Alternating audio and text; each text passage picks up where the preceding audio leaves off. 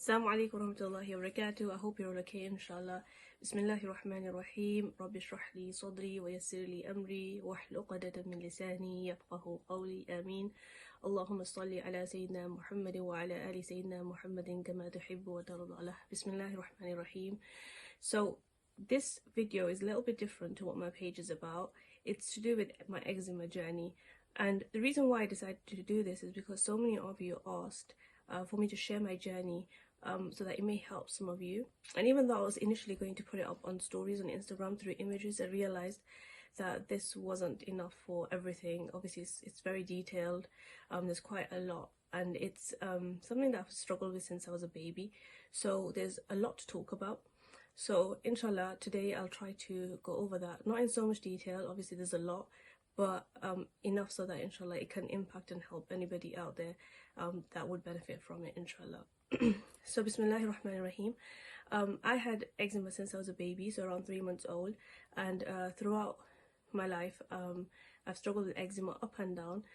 Sometimes been really quite worse, and there's been times where it's been not so bad, but there are lots of phases of severe eczema. So how bad has my eczema been? There's been times in my life where I've had it in my joints so severely that I couldn't move.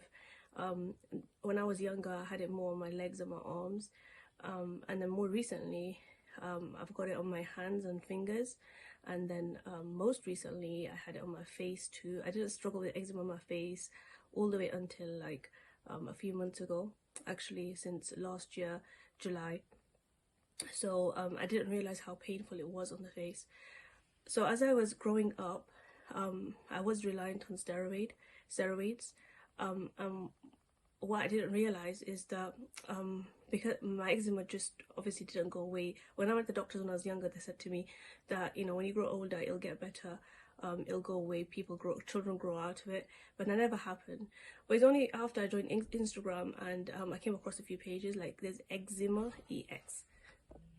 So there's a page called Eczema with an X in place of the C on Instagram, and she talks about the impact of steroids on your skin and how you know, we are constantly, rather than trying to recover from eczema, we are constantly trying to recover from addiction of steroid. And I realized that this may be the case with me.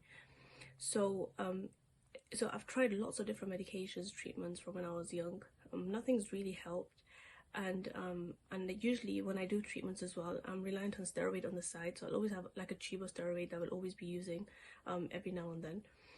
So I've always been reliant on steroid. Well, when I reached the age of 17, I went through severe eczema, and at that time my parents took me to this ayurvedic clinic where I had treatment done, and this really helped me. This was the only treatment that actually ever helped me. Apart from that, any other treatment I would try to do, I would have like an adverse effect through it, and it would only get worse. I could not use any type of creams, like, you know, fragrance creams ever in my life, like nice soaps or like anything that had like fragrance in it. I wouldn't be able to use it. There's only one type of soap that I could use, and there was only coconut oil that I would put on after my shower, and also a vino cream. These are the only 3 products that worked on me, and a specific type of soap which worked only for me. And I don't know, it's just a random soap which I'm not sure if it would work for anyone else, but these are the only 3 things that actually helped me and worked for me throughout my life.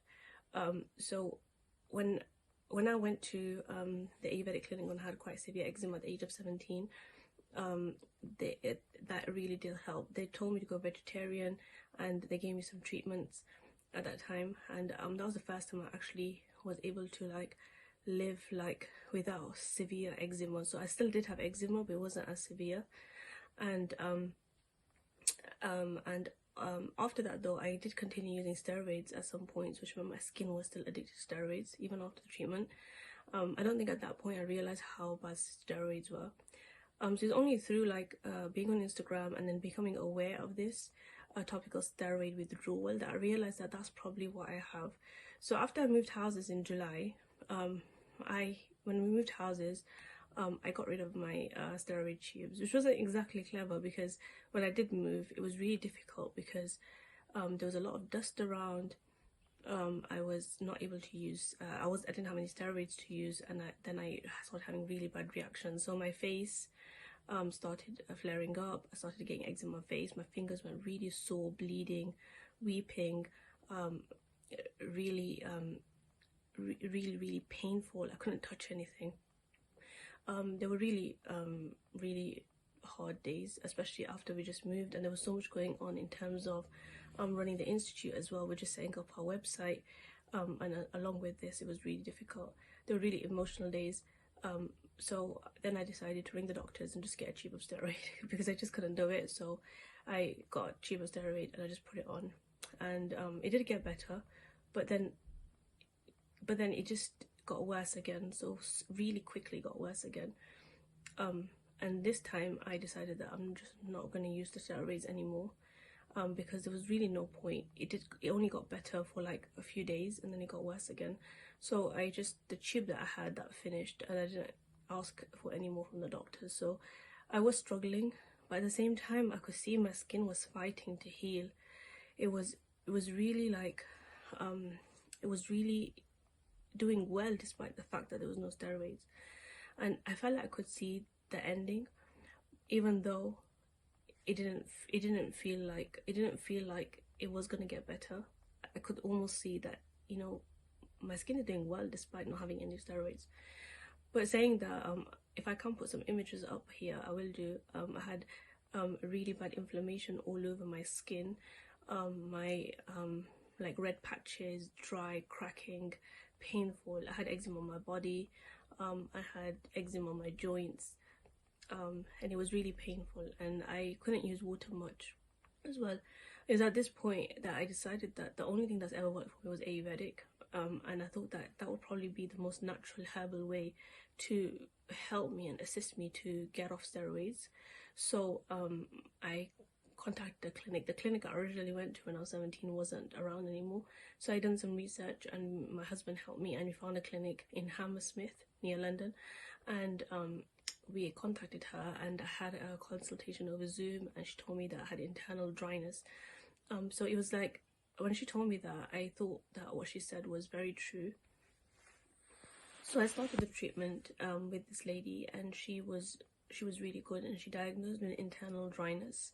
And that made sense because in the mornings when I woke up, my mouth was, the top of my mouth and the bottom of my mouth was like stuck to each other, even the back of my throat. There was like so much dryness that when I woke up, I felt like I couldn't wake up. I felt like I was like suffocating, and it was a really not nice feeling. So when she said this, it made sense to me, that I had internal dryness, and especially because my skin was so flaky and so painful and so bad. So she gave me a few supplements, and there's some that worked on me and there's some that I reacted on a month later. So I will tell you about the ones that worked on me, which is Cereva, which is derived from plant, and this helps with inflammation, reducing inflammation, and it has lots of other benefits too. And then there's Haritaki, which has functions as supporting the immune system and also digestion. So those were two that worked for me as supplements. She told me to go on a vegetarian diet and to have some vegetables and to avoid some vegetables because there's some that create dryness within you. And then there was also she told me, she recommended me to have ghee, which is the clarified butter, which really helps to keep us moisturized within, which I had no idea about. So that was really, really useful.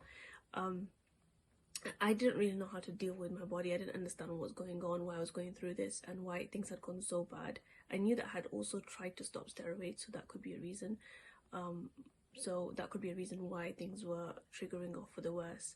But also, I generally felt like I was not understanding what to do, what would work. Like, we hear about certain vegetables being good for you in general, but what she told me is that some vegetables create dryness within you, and I'll tell you about those vegetables that she recommended for me.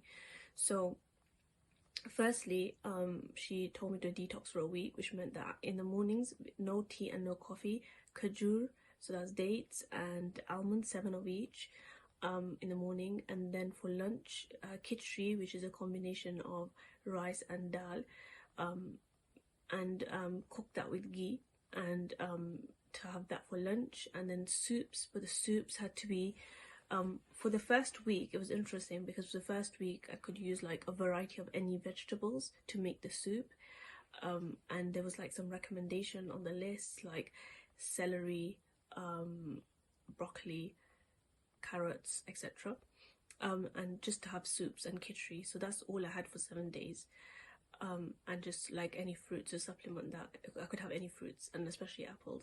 After 7 days I lost a lot of weight, and also my skin started looking a lot better. And she recommended for me to have lots of hot water, so not like from the tap, but to put kettle water, and obviously like a little bit of cool water if you need to mix it in, but to drink it quite warm, like almost like tea type. That's the way I used to have it, which was really helpful and really helped me to feel moisturized. I felt like within me, I felt like moist, if you know what I mean. I felt like the dryness was starting to go. And also coconut water. She recommended that I have coconut water, which helps with hydration, and I didn't know that that would be so useful, but it did really help. And coconut oil, just to put it into food, but I don't put it into food, I just have a spoonful because I like the taste of it. Just have a spoonful and put it into my mouth and just have it with water. So those are the things that she recommended I have. So after the week I stopped having I stopped the detox, and then I started having vegetables only for the next 2 months, but specific vegetables, so no chicken and no meat at all. Still no cheese, no dairy. The only dairy I had was my goat's milk, because that's always worked for me, and I knew that that would be okay with that, so I continued with my goat's milk, but I avoided any other type of dairy. And the vegetables, the ones that she recommended that I have, and the ones that I found that I enjoyed, were mushrooms, cabbage, broccoli, celery, potatoes. I had lots of potatoes. And that was mostly it. So I could have wheat. She gave me a whole list of things I could and could not have. So I could have wheat, and then lots of fruits. So it was really difficult in that time, just having a diet based around a few vegetables. But alhamdulillah, I did see after the 2 months my skin was mostly healed. The flakiness went away, the dryness went away. I felt better within myself. I felt like a new person. Just in general, even I had my eczema as well, really bad. I also had put on a lot of weight, and I felt unhealthy from within. I constantly felt ill all the time. I started feeling a lot better. I started feeling a lot more healthier. And after the 2 months, I've started having a little bit of chicken and meat, to be honest. But I think I do need to go back to it, because as soon as I have a bit of chicken and meat, I feel like I see a reaction. So I'm going to be continuing with the Sariva and Haritaki, which I've also finished, and I've ordered some more. So I'm going to be continuing with Sariva and Haritaki, continue drinking lots of coconut water, and putting ghee into all my food. That's what I've started doing, putting ghee into all my food, and having coconut oil like a teaspoon or so once a day. And then continue with the supplements as well. And I'm going to be going back to vegetarian again. So I did have a little bit of chicken and meat, not as much as I used to, but I've had a little bit.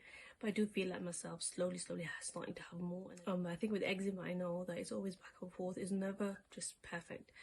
But I think that I'm so happy that alhamdulillah I was able to stop putting steroids. So I've not put any steroids on my skin for about maybe 4 or 5 months now, which is a great thing, because when we stop taking steroids, especially if we've been addicted to it for so many years, people do struggle a lot. It is really bad. But I think that having the support of the supplements, having the diet as well that was recommended to me, which through the Ayurvedic clinic, which reduced inflammation, which increased my immunity, which gave me hydration, and these are all the things that are the really difficult things when you have eczema. I think this supported me in my journey. This helped me to heal, and it's amazing how our skin can heal. Subhanallah, how our skin can heal. And I was actually really amazed to see that I don't need steroids. You can imagine it being a mental thing as well. You know, you feel like I need a bit of steroid. Like that's how I used to feel before. If I used to feel a little bit of eczema coming up, I'd be like, I just need a little bit of steroid and it'll be better. I'll be fine. But I didn't I not to be reliant on that anymore is such a freeing feeling, and knowing that internal health is the best way to gain external health too. So these were all such beautiful, amazing learning curves for me, and I thought that it would be really good for me to share that with you. And I thought it was just too much for me to talk about over Instagram pictures and stories. And also I just wanted to say, like, obviously everyone's journey is different, so you may find that something works for you that doesn't work for me, and vice versa. This is just something for me to talk about, for you to maybe take a few things from, just to think about, you know, topical steroid withdrawal, if any of you are feeling like you are addicted to steroids, or and for you to know that, you know, during this process it's important to have the right support available, to be taking the things that are good for you, that are helping you to heal from within, to eating the certain types of foods that will help to do that for your body. And everyone's body is different. I think with eczema, that's the thing, it's a very specific journey. Like I mentioned, the page Eczema with the X in the middle instead of the C, she actually helps you individually with that process. She doesn't know that I'm actually saying this on this video today, but I know that she helps individuals design a plan for them to heal. So there's and I think her name's Shabnam. There's also the Ayurvedic clinic that I went to, Dr. Wakde. That's something that I would recommend, but like I reacted to all the medication, that's something that you need to think about as well, which I want to be honest and open with you. So you need to probably take the medication a little bit at a time and see what works for you, because I started taking all the medication in one go, which was like 3 or 4 different tablets, and obviously that had a reaction. I don't think I mentioned this, but when I did react, I wasn't able to open my eyes for so many days. For 2 whole weeks, I was not 2 whole weeks, actually about 3-4 days, I was not able to open my eyes properly. I was in severe pain. I was in bed most of the day. That's how badly I reacted to the medications. So that's something that, you know, you would need to consider about the Ayurvedic clinic, you know, just to make sure that the medications are working for you. I would never change the way that I had my healing journey. I think the Ayurvedic clinic helped me so much, even though there was the downside that we did go through. But Dr. Wakde was very, very supportive. She spoke to me on the phone. I spoke to her on the phone, and she helped me to get through this. So she was really good. And also the medication that didn't work, she allowed them to be refunded as well. So we sent those back to her, and she exchanged them for the medication that was working, which I needed more of. So she was very good like that, and I would recommend them. If you have any questions, then please do ask, and inshallah I'll try my best to help. And Assalamu alaikum wa rahmatullahi wa barakatuh.